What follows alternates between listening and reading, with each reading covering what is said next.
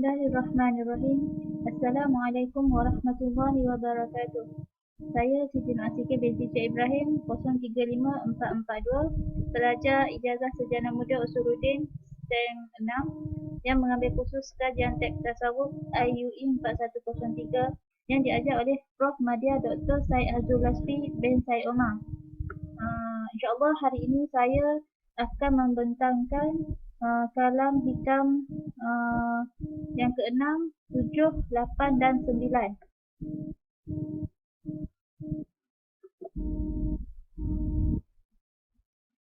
Yang pertama, kalam hikam yang ke-6. Kalam hikam ini menerangkan tentang pengertian doa. Apa yang ingin diterangkan di sini, kita sebagai seorang hamba janganlah cepat putus asa apabila Allah tidak perkenankan doa yang kita minta padanya. Ingatlah, Allah berjanji memperkenankan doamu mengikut pilihannya untukmu, bukan mengikut pilihanmu untuk dirimu, dan pada waktu yang Allah mahu, bukan pada waktu yang kamu mahu. Doa adalah penyerahan, bukan tuntutan. Kita telah berusaha tetapi gagal. Kita telah meminta pertolongan makhluk tetapi itu juga gagal. Serahkan kepada Allah Subhanahu Wa Taala dan tanyalah kepada diri sendiri, mengapa Tuhan menahan kita dari memperolehi apa yang kita hajatkan. Hakikat ini dapat difahami oleh mereka yang faham maksud firman Allah. Boleh jadi kamu membenci sesuatu sedangkan dia baik untukmu, dan boleh jadi kamu menyukai sesuatu sedangkan dia buruk untukmu. Allah Maha mengetahui dan kamu tidak tahu. Justru itu, janganlah kita berputus asa berdoa kepada Allah. Sentiasalah berdoa kepadanya dan serahkan segalanya kepadanya mengikut kehendaknya. Boleh jadi dia memperkenankan doamu dan boleh jadi dia menyimpan pahala untukmu yang dengannya kamu dapat mencapai syurga dan melihat wajahnya di akhirat nanti sebagai ganti dari apa yang kamu minta. Sesungguhnya Allah Maha mengetahui segala sesuatu. Bermohonlah hanya padanya. Allah tahu apa yang terbaik buat kita. Jangan pernah kita merungut dengan ketetapan yang Allah aturkan elok untuk kita. Menerima segala pemberian yang Allah tetapkan pada kita. Sesungguhnya, kita tidak mengetahui apa yang terbaik buat diri kita. Dari hikam ini, kita dapat belajar erti keredaan menerima segala ketentuan yang Allah berikan kepada kita, dan sesungguhnya Allah Maha mengetahui, Maha pengasih lagi Maha penyayang, dan dia tahu apa yang terbaik untuk setiap hamba-Nya. Seterusnya, hikam yang ke-7.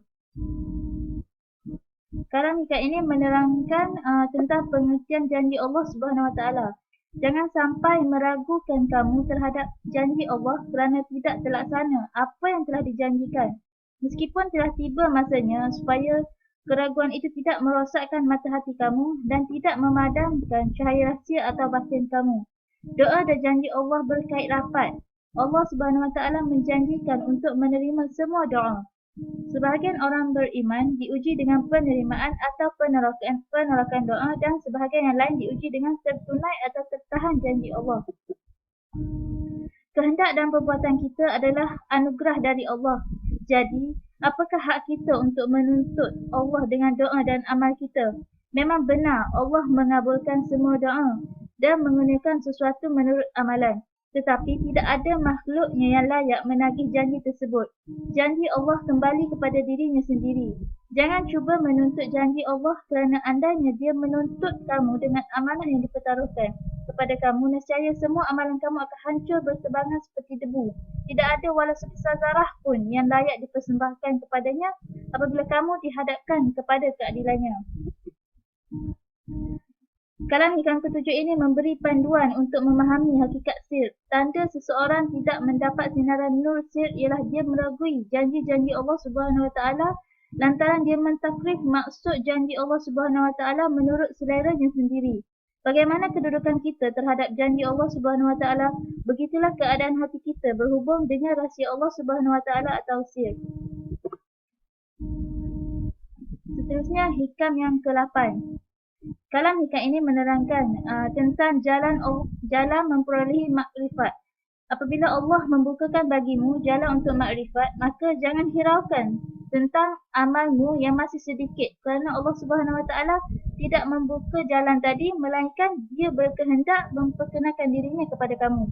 Kalam-kalam hikayat yang dihuraikan terlebih dahulu mengajak kita merenung secara mendalam tentang pengertian amal, qada dan qadar, takbir dan ikhtiar, doa dan janji Allah Subhanahu Wa Taala.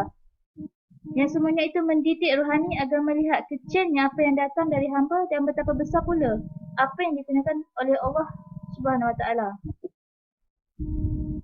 Orang yang bermujahadah pada jalan Allah Subhanahu Wa Taala dengan cara menuntut ilmu, mengamalkan ilmu yang dituntut, memperbanyakkan ibadat, berzikir, menyucikan hati, maka Allah Subhanahu Wa Taala menunjukkan jalan dengan memberikan taufik dan hidayah sehingga terbuka kepadanya suasana berserah diri kepada Allah Subhanahu Wa Taala tanpa ragu-ragu dan redha dengan lakuan Allah Subhanahu Wa Taala.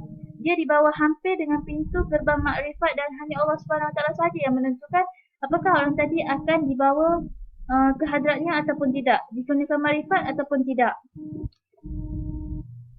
Amal kebaikan dan ilmunya tidak mampu membawanya kepada kedudukan kerohanian yang telah ditentukan Allah Subhanahu Wa Taala. Lalu dengan rahmatnya Allah mengenakan ujian bala bencana yang menariknya dengan cepat kepada kedudukan berhampiran dengan Allah Subhanahu Wa Taala. Oleh demikian, tidak perlu dipersoalkan tentang amalan dan ilmu sekiranya keadaan yang demikian terjadi kepada seseorang hambanya. Seterusnya hikam yang ke-9. Kalam hikam ini menerangkan tentang ahwal menentukan amal.